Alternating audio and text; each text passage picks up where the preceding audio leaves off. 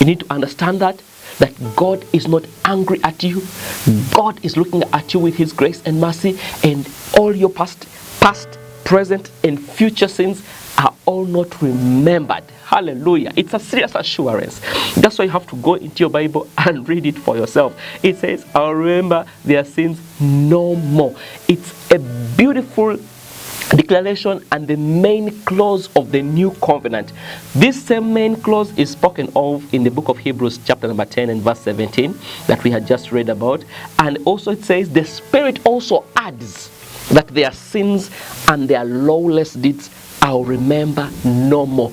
Even the Spirit adds, meaning that even the Holy Spirit confirms to you, child of God, that your sins and your lawless deeds, God does not remember them. Hallelujah. But this is good news, this is good news. And yet for us, we think that God is taking the record of all our sins. And no, we think that God has a huge book where he's writing everything. And one time when we go to heaven, they'll bring out that book. Family, you need to believe. You need to read the Bible yourself. Don't just hear people what they're telling you. Read the Bible yourself. The Bible says in Hebrews 8:12 and Hebrews 10:17 that their sins and their lawless deeds, I'll remember them no more. Hallelujah. And you might ask yourself a question. You mean God has become soft? No, family. Yeah, he didn't just say let the boys be boys. Let's just forgive them. They are good people. No, family. It took a death. It took a sacrifice. Christ had to die, man.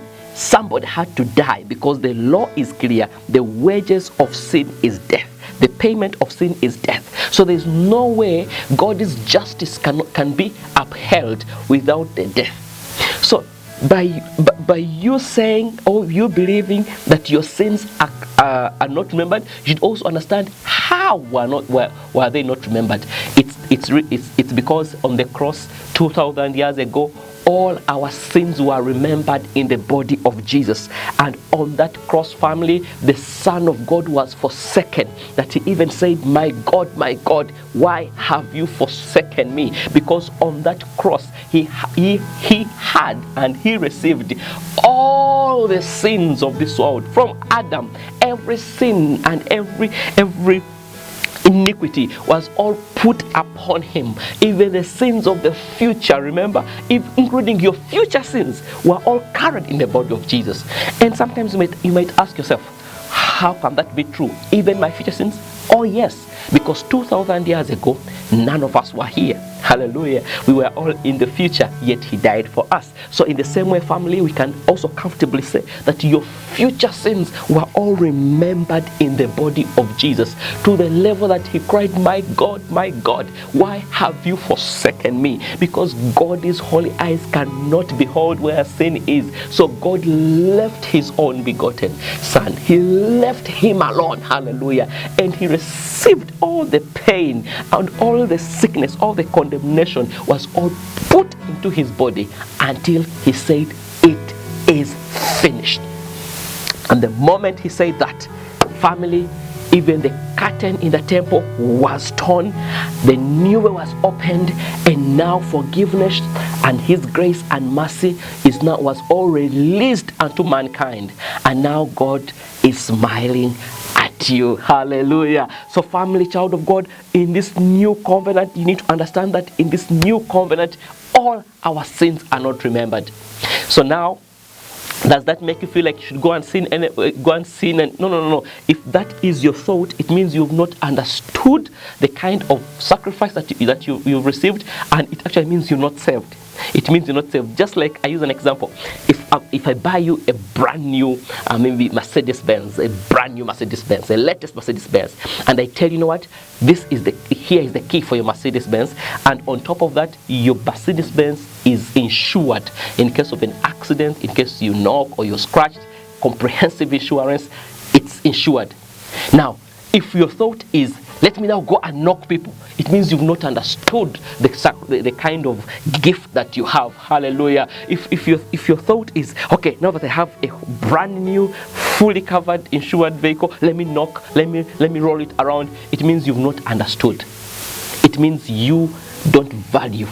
But if you value the gift that you have received, it will actually make you not to even desire to sin. In the same way, family, if you value the kind of work that Christ went through, that Christ has done for you, you will not even desire to go into sin. Praise Jesus. So, family, as I come to a conclusion, I want to remind you something, that we are totally forgiven.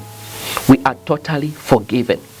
And I also want to give an opportunity to somebody out there who wants to give his life to Christ.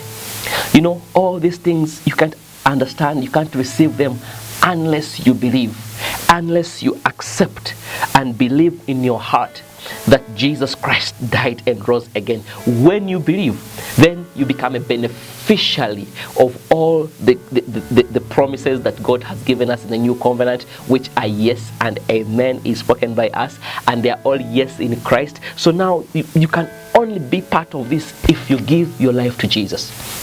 Would you want to give your life to Jesus right now? If you are ready, repeat after me. Say, Heavenly Father, today I've heard your word. I believe that Jesus Christ died for my sins. I declare that Jesus is my Lord and my Savior. In Jesus' name, amen. If you say that prayer right now you are a new creature. The old has gone, and now you are established in the new covenant. As the Bible says that what is growing old is soon to vanish away. So the old is going. You can't hold on to what is going. Behold, the new has come, and the new is that you have now believed and where you are now established. So, child of God, update your mind, declare unto yourself that God loves me, I'm in the new covenant, I am forgiven, and I also receive the benefit of his righteousness that he gives to me by faith. Hallelujah. Please, if you've been blessed by this by this program, go ahead and subscribe on our YouTube channel and give us a thumb up, and we'll just keep on notifying you when our next recordings are available. God bless you. Until next time, I remain Amos Rukara from Shepherd's Heart Ministry. Bye-bye.